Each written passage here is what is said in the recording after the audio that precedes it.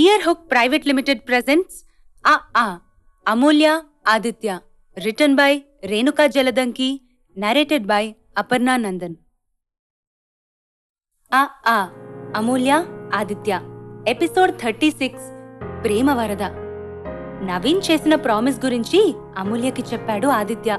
మనకి అబ్బాయి పుడితే తన కూతురిని ఇచ్చి వియ్యంకుడవుతాడట చెప్పాడు ఆదిత్య. అలాంటి ప్రామిస్లు ఏవీ చెయ్యవద్దు ఆదిత్య. పెద్దయ్యాక వాళ్ల ఇష్టం వచ్చిన వారిని చేసుకుంటారు. ఇప్పుడే చిన్న మనసులలో ఇలాంటి ప్రమాణాలు పెద్ద ప్రభావాన్ని చూపిస్తాయి అంది అమూల్య. నేనెలాంటి ప్రమాణం చెయ్యలేదు, సరే అన్నాను అంతే అన్నాడు ఆదిత్య. మనం అనుకుంటాము, వారికి తెలిస్తే వారు కూడా ఆశలు పెంచుకుంటారు. ఏ కారణం వల్లనైనా పెళ్లి జరగకపోతే ఎంత బాధపడతారు. అమూల్య ముఖంలో ఆందోళన కనిపించింది. ఆదిత్య ఫోన్ తీసుకుని నవీన్ నంబర్కు కాల్ చేయబోయాడు. తెల్లవారుజామున కాలింగ్. ఆదిత్య, ఎవరికి అని అడిగింది అమూల్య. నవీన్కు. అలాంటి ఆశలేవి పెంచుకోవద్దని చెప్పేస్తాను. నా కొడుకు వాడికి ఇష్టమైన అమ్మాయిని చేసుకుంటాడు సీరియస్ గా ముఖం పెట్టి అన్నాడు ఆదిత్య. సరే, ఇప్పుడు ఫోన్ చేయడం ఎందుకు? మనకు అబ్బాయి లేడు కదా అంది అమూల్య. అలా కాదమూల్య, తనకు కొడుకు పుట్టి మనకు అమ్మాయి అయినా ఇవ్వాలన్నాడు. ఎలాగైనా వియ్యంకులం కావాలి అన్నాడు. ఫోన్ చేసి మనమిలా నిర్ణయించుకున్నామని చెప్పేస్తాను హడావిడిగా అన్నాడు ఆదిత్య. ఆదిత్య, మనకు అమ్మాయి అబ్బాయి ఎవ్వరూ లేరు. ఉన్నది నేత్ర ఒకటే. ఆల్రెడీ వాళ్లకు పుట్టే పిల్లల కంటే పెద్దది అంది అమూల్య. అవునా, మరి ఎలా? ఇప్పుడు నవీన్కు విషయం చెప్పాలంటే పిల్లోడో కావాలి కదా. ఆదిత్య అమాయకంగా ముఖం పెట్టి అడుగుతుంటే కావాలని ఆడుతున్న నాటకమేమో అని అమూల్యకు అప్పుడు అనుమానం వచ్చింది. నిన్ను దిండు తీసుకొని కొట్టసాగింది. ఆదిత్య పెద్దగా నవ్వసాగాడు. వాళ్ళిద్దరి నవ్వులు గదిలో ప్రతిధ్వనిస్తుంటే అవతలి గదిలోకి ఎక్కడో లీలగా కొడుకు కోడలి నవ్వులు రాజేశ్వరి చెవులకు చేరి సంతోషంగా మనసులోనే వారి కలలు నిజం కావాలని, ఎప్పుడూ ఇలాగే ఆనందంగా ఉండాలని దేవుడిని ప్రార్థిస్తూ గాలిలోకి చూస్తూ నమస్కారం చేసింది రాజేశ్వరి. అవసరమంటావా ఆదిత్య ఛాంబర్లోకి అన్నిసార్లు వెళ్లడం? నాకైతే ఇది ఆఫీస్ లాగా లేదు, వాళ్ల ఇల్లులా బిహేవ్ చేస్తున్నారు. అసహనంతో రాంజీ ముఖం జేవురించింది. నేనొకటి చెప్పనా? మాకెవ్వరికీ ఎబ్బెట్టుగా అనిపించనిది నీకు ఎందుకు అనిపిస్తుంది చెప్పు? నువ్వు వారిద్దరి పట్ల అకారణ ద్వేషం పెంచుకున్నావు. అసలు ఆదిత్యతో గొడవ కూడా అనవసరం కదా. ఇప్పటికైనా అంతా వదిలే. నీకు వాళ్ళు నచ్చకపోతే కంపెనీ మారడానికి ప్రయత్నించు. ప్రతిరోజు ఈ సోద వద్దు. చంద్ర కోపాన్ని అణుచుకుంటూ ఓపికగా చెప్పాడు. రాంజీ ముఖం గంటు పెట్టుకున్నాడు. రాంజీకి ఆదిత్య అమూల్యల అన్యోన్యత చూస్తే ఒళ్లంతా భగభగ మండుతున్నట్లుగా ఉంటుంది. ఆదిత్య బెడ్రూంలో ఓ మూలగా ఉన్న టేబుల్ దగ్గర కుర్చీలో కూర్చొని వర్క్ చేసుకుంటూ ఉంటే అమూల్య బెడ్ మీద పడుకొని వీక్లీ చదువుతూ కూర్చుంది. కాసేపయ్యాక ఆదిత్య దగ్గరగా వచ్చి ఆదిత్య పక్కనే కుర్చీ వేసుకుని కూర్చుంది. ఆదిత్య పక్కకు తిరిగి అమూల్య వైపు ప్రశ్నార్థకంగా చూశాడు. చాలా ఉందా వర్క్? జాలిగా అడిగింది అమూల్య. నువ్వెళ్ళి పడుకో అమూల్య, పని చేసుకుంటూనే అనునయంగా చెప్పాడు ఆదిత్య. వచ్చి బెడ్ మీద పడుకుంది అమూల్య. కాసేపయ్యాక లేచి వాటర్ బాటిల్ తీసుకొచ్చి ఆదిత్య దగ్గర టేబుల్ మీద పెట్టింది.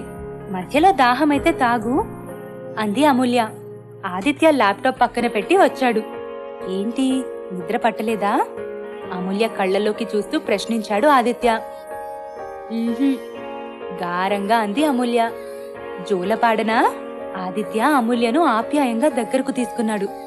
ఓ గంట గడిచాక తన చుట్టూ చెయ్యి వేసి హృదయానికి హత్తుకుని నిద్రపోతున్న అమూల్యను అమూల్య చేతిని చిన్నగా తప్పించి దిండు అమూల్య పక్కగా ఉంచి అమూల్య చెయ్యి దిండు మీద ఉంచి లైటు ఆర్పి టేబుల్ దగ్గర టేబుల్ లైట్ ఆన్ చేసుకుని మరలా పనిలో మునిగిపోయాడు. తెల్లవారుజామున 5ంటికి వర్క్ పూర్తి చేసి వచ్చి పడుకున్నాడు ఆదిత్య. ఆఫీసుకు బయలుదేరుతుండగా రాజేశ్వరి గబగబా వచ్చి ఇద్దరు నోళ్లు తెరవండి. ఇద్దరి నోట్లో రవ్వ లడ్డు పెట్టింది. ఏంటమ్మా విశేషం? ఆశ్చర్యంగా అడిగాడు ఆదిత్య. సౌమ్య నీళ్లోసుకుందట.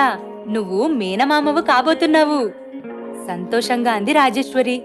మీరు అమ్మమ్మ కాబోతున్నారాంటీ, కంగ్రాట్స్. అమూల్య సంతోషపడిపోయింది. అవును, ఇక మీదే ఆలస్యం అంది రాజేశ్వరి. అమూల్య సిగ్గుపడటం చూసి ముచ్చటపడ్డాడు ఆదిత్య.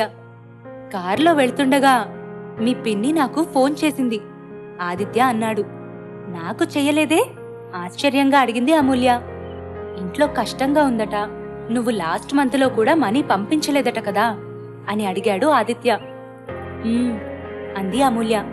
ఎందుకు పంపించలేదు అని అడిగాడు ఆదిత్య. నిన్ను అడిగి పంపించాలనుకున్నాను మెల్లగా అంది అమూల్య. నన్ను అడగడం ఎందుకు? మామూలుగా ఎంత పంపిస్తావో అంత పంపించి మిగిలినది అకౌంట్లో ఉంచుకో అన్నాడు ఆదిత్య. పెళ్లికి రిసెప్షన్కి బాగా ఖర్చయింది కదా అంది అమూల్య. పర్లేదు, సేవింగ్స్ ఉన్నాయి, లేనప్పుడు అడుగుతాను సరేనా అన్నాడు ఆదిత్య. అంది అమూల్య. కొన్నిసార్లు ఎంత తెలివి తక్కువగా ప్రవర్తించింది. చుట్టూ ఉన్న ప్రపంచంలో అవకాశవాదులను ఎక్కువగా చూడటం వల్లేమో కాని ఆదిత్యను ఎన్నోసార్లు సందేహించింది. ఎలాగో దేవుడు చల్లగా చూడుబట్టి ఆదిత్య తనవాడయ్యాడు. రోడ్డు వైపు చూస్తూ డ్రైవింగ్ చేస్తున్న ఆదిత్య వైపు ఆరాధనగా చూస్తూ ఉండిపోయింది అమూల్య. ఆఫీస్లో లంచ్ అవర్లో ఆదిత్య భోజనానికి రాకపోవడంతో పిలిచేందుకు వెళ్ళింది అమూల్య. ఛాంబర్లో కిటికీ అద్దం మీద 2 చేతులు ఉంచి నిటారుగా నిలుచుని బయటకి చూస్తూ తీవ్రంగా ఆలోచిస్తున్న ఆదిత్య కనిపించాడు. ఆదిత్య, ఏంటి లంచ్కి రాకుండా? తలుపు తోసుకొని వెళుతూ ప్రశ్నించింది అమూల్య. ఏం ఆలోచిస్తున్నాడో కాని అంతెత్తున ఉలిక్కి పడ్డాడు. ఏమైంది ఆదిత్య? నివ్వెరపోయింది అమూల్య. ఏం లేదు, నాకు ఆకలి కావడం లేదు, నువ్వెళ్ళి భోంచేయి అన్నాడు ఆదిత్య. నువ్వు తినకుండానా? నా వల్ల కాదు, కొద్దిగా తిను నా కోసం. ఏమైంది అలా ఉన్నావు? గబగబా దగ్గరకు వెళ్లి నుదిటి మీద చెయ్యి వేసి చూసింది అమూల్య. చల్లగానే ఉంది, తలనొప్పిగా ఉందా? ఆందోళనగా అడిగింది అమూల్య. పద లంచ్ చేద్దాం చిన్నగా నవ్వి ముందుకు కదిలాడు ఆదిత్య. ఓ రోజు సాయంత్రం ఇంటికి రాగానే డాడీ పరిగెత్తుకుంటూ ఆదిత్యను హత్తుకున్న నేత్రను చూసి నన్నసలు పట్టించుకోవడం లేదు దిగులుగా ముఖం పెట్టింది అమూల్య. నీకు హక్ చేసుకోవాలనిపిస్తే నేనున్నాను కదా. ఆదిత్య నేత్రను ఎత్తుకుని అమూల్య చెవి దగ్గర మెల్లగా గొణిగాడు. నిన్ను ఆదిత్య చెవి పట్టుకుంటుంటే నేత్ర చెయ్యి లాగేసింది. నీ మీద ఈగను కూడా వాలనివ్వదు. అమూల్య నవ్వుతూ లోపలికి వెళ్ళింది. సౌమ్య నెలలు నిండిన తర్వాత ఆదిత్య అమూల్య వెళ్లి శారీ పెట్టి శ్రీమంతం చేసి కాన్పుకు పుట్టింటికి తీసుకువచ్చారు. రాత్రి పడుకోబోయేటప్పుడు ఏంటి అలా ఉన్నావు అమూల్య? ఆదిత్య లాలనగా అడిగాడు. వీకెండ్లో డాక్టర్ అపాయింట్మెంట్ తీసుకుంటాను మెల్లగా అంది అమూల్య. ఏమైంది? ఆరోగ్యం బాగోలేదా? వీకెండ్ వరకెందుకు, రేపే వెళ్దాం అన్నాడు ఆదిత్య. మొన్నొకసారి పిన్ని కూడా అడిగింది, ఏమీ విశేషాలు లేవా అని అంది అమూల్య. మన పెళ్ళయి సంవత్సరమే అయ్యింది, ఇంతలోనే పిల్లలు లేరని బెంగ? చిలిపిగా నవ్వాడు ఆదిత్య.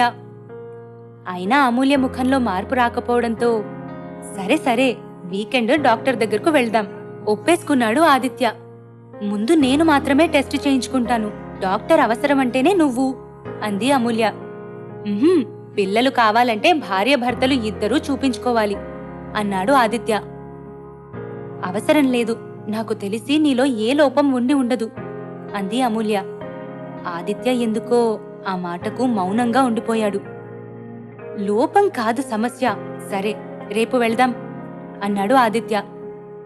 అనుకున్నట్లుగానే ఓ శనివారం డాక్టర్ దగ్గరకు వెళ్లారు. సాయంత్రానికి అమూల్యకు టెస్టులన్నీ పూర్తయ్యాయి. టెస్ట్ రిపోర్టులు మరుసటి రోజు వస్తాయని చెప్పడంతో ఇంటికి వచ్చేశారు.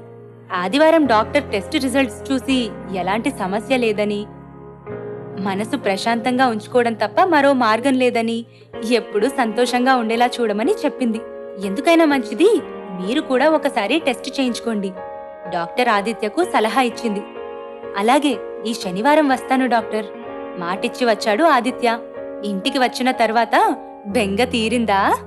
అమూల్య ముక్కు పట్టి ఊపుతూ కళ్లల్లో కళ్ళు పెట్టి చూస్తూ అన్నాడు. ఆదిత్యను ప్రేమగా అల్లుకుపోయింది అమూల్య. అన్నాడే కాని ఆదిత్యకు ఆ తర్వాత డాక్టర్ దగ్గరికి వెళ్లడానికే కుదరలేదు. ప్రతి వీకెండ్లో చెన్నైలో కంపెనీలో వ్యవహారాలు చూసుకునేందుకు వెళ్లవలసి రావడంతో శనివారం వెళ్లి ఆదివారం రాత్రికి వచ్చేసేవాడు. మొదటిసారి వెళ్లి వచ్చినప్పుడు ఆదివారం రాత్రి 11ంటికి వచ్చిన ఆదిత్యకు భోజనం వడ్డిస్తూ, ఆది ఇక ముందు నువ్వు ఎక్కడికి వెళ్లాలన్నా అమూల్యను కూడా తీసుకువెళ్ళు, నిన్నంతా సరిగ్గా అన్నం నీళ్లు లేవు దిగులు పడి కూర్చుంది తల్లి హెచ్చరించింది. ఆదిత్య మౌనంగా తలూపాడు. ఓ బిడ్డ పుట్టేంత వరకు ఇలాగే ఉంటారు. ఆ తర్వాత భర్తను అస్సలు పట్టించుకోరు. మరలా తనే నచ్చ చెప్తున్నట్లుగా అంది రాజేశ్వరి. ఏంటమూల్య, డాక్టర్ మనసు ప్రశాంతంగా ఉంచుకోమంటే ఒక్కరోజుకే ఇలా అయితే ఎలా? నిన్ను తీసుకువెళ్లిన హోటల్లో నిన్ను ఒక్కదానినే విడిచిపెట్టి నేను కంపెనీ పనులు చూసుకోవాలి.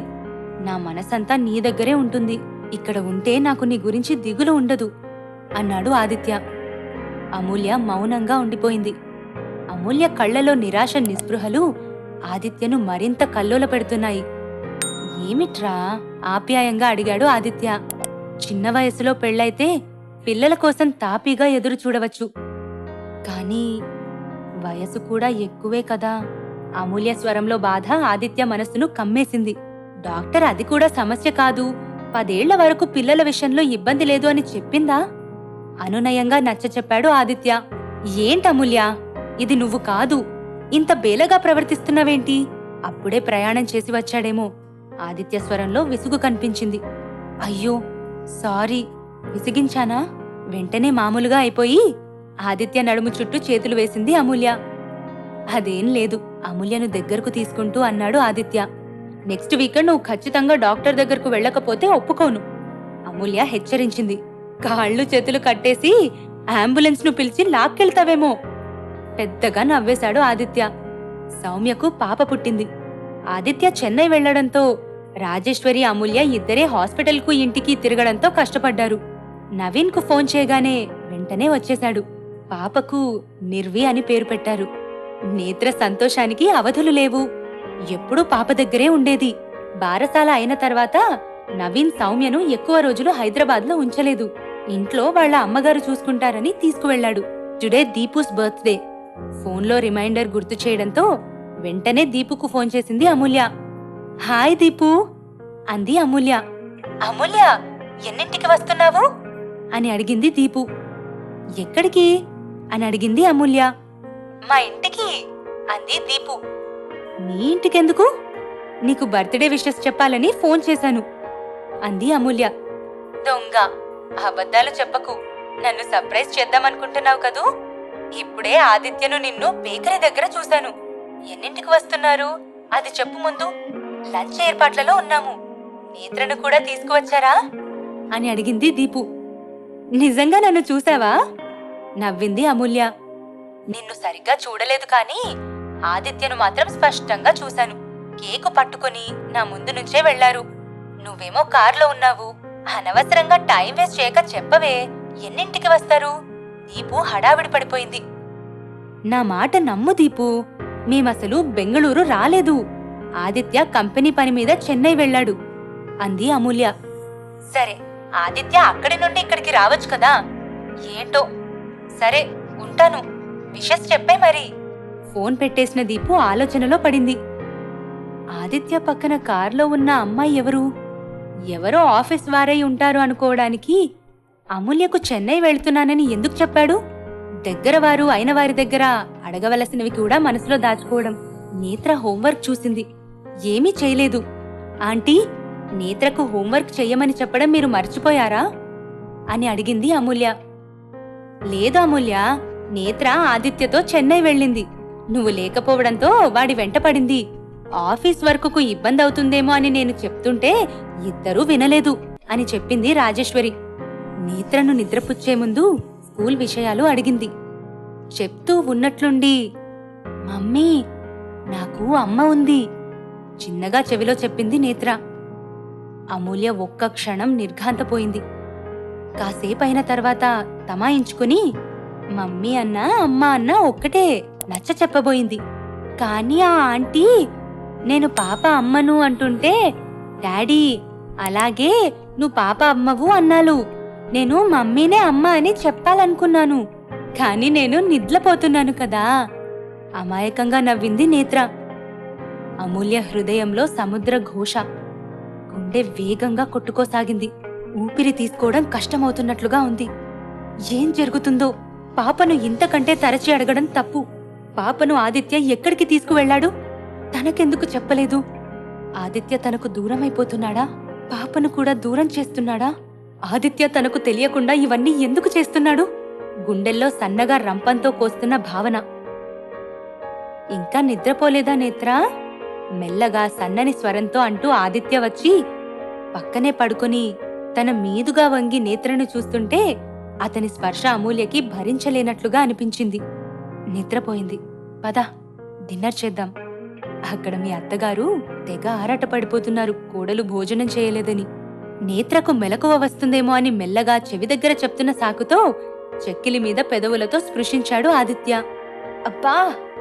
ఆదిత్య ముఖాన్ని తోసేస్తూ చికాకుగా చూసింది అమూల్య. ఏమైంది? ఆశ్చర్యపోయాడు ఆదిత్య. ఏమైంది అని అడిగిన ఆదిత్యతో మీసాలు గుచ్చుకున్నాయి సమర్థించుకోవడానికి అన్నట్లుగా చెప్పేసింది గబుక్కున. ఆదిత్య కళ్లలో ఆశ్చర్యం మనసుని మెలిపెడుతుంటే కళ్లలో ఉబికిన నీటిని అణిచిపెట్టింది. అవునా? అమూల్య వైపు సాలోచనగా చూశాడు Aditya. This has been a Ear Hook private limited production of Amulya Aditya. Written by Renuka Jaladanki, narrated by Aparna Nandan, producer Ear Hook private limited, editor Gautami CH, music by Vijay Krishna. Production copyright 2022 by Earhook Private Limited.